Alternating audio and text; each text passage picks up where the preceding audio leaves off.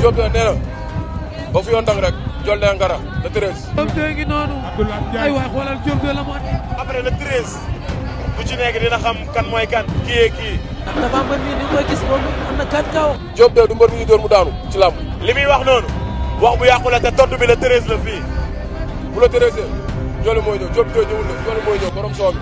waaw mi ngi soog a am combat mi ngi doog a bëri dafa am bëri. jàpp na sama tànk ma daan jàpp naa tànk daal. la fay xew. nee ko duñ ko ko wax dañ ko koy wan. te bii combat bi leen dong moo ci war muy duma daan te incha allah rabbi dinaa daan bu neexee yàlla suñu borom. bu lamb waxee dëgg du mën ak ñii. ñaar ñoo xamante ni dañoo mel ni dañoo xiifante woon.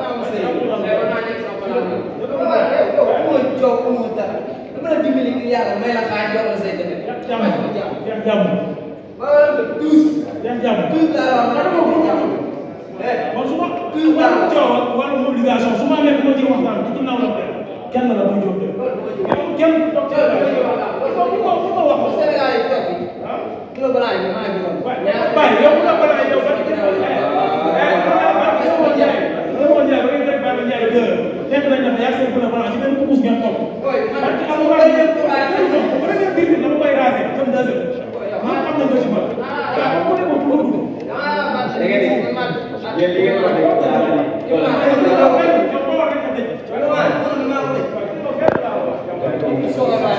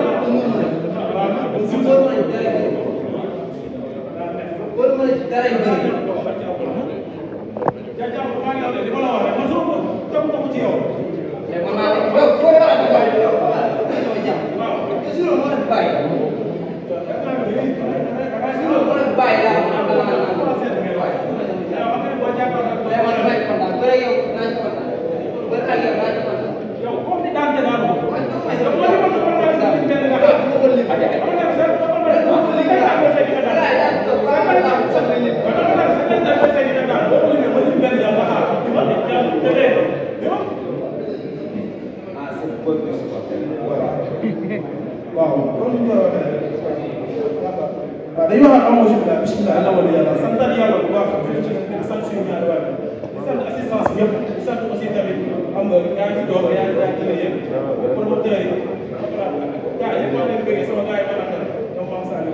gars yi ñoom ñëpp maa leen bëggee di leen nuyu di leen delloowaat seen wàccuwaay waaw comme ni ñu koy waxee aussi tamit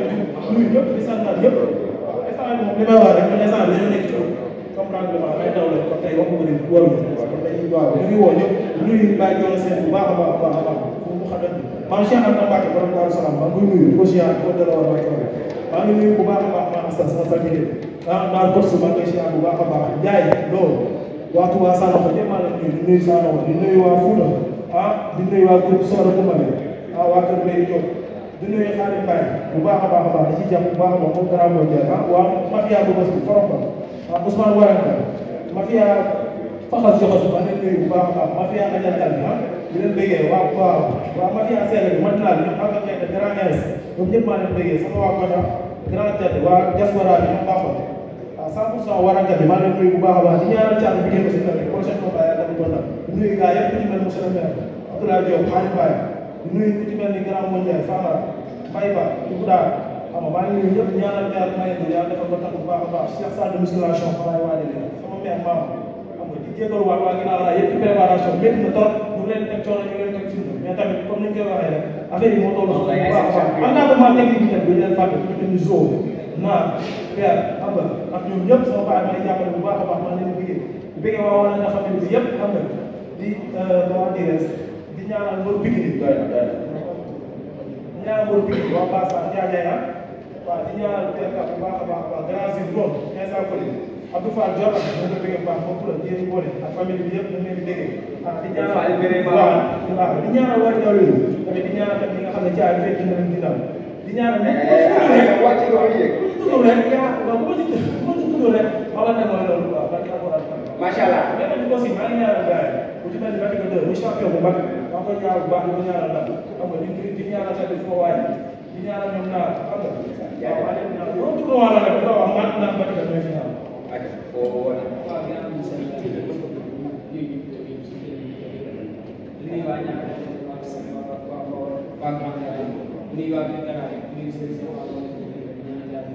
suñu borom yàlla di nuyu jabaru Mame Thierno Birahim wax daal di nuyu waa Touba waa ñaata